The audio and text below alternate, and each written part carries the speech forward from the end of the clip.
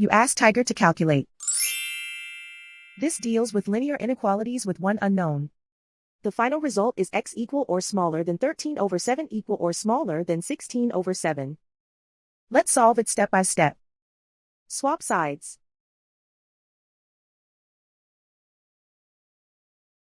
Group all constants on the right side of the inequality. Subtract 3 from both sides.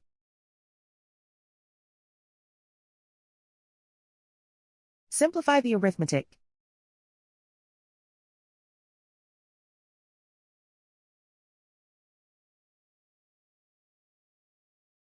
Isolate the x. Divide both sides by -7. Whenever you multiply or divide by a negative, reverse the inequality sign.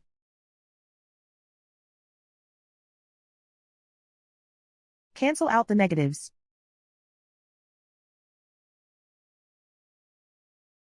Simplify the fraction.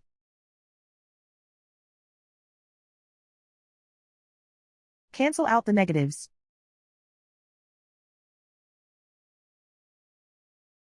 Plot the solution on a coordinate grid.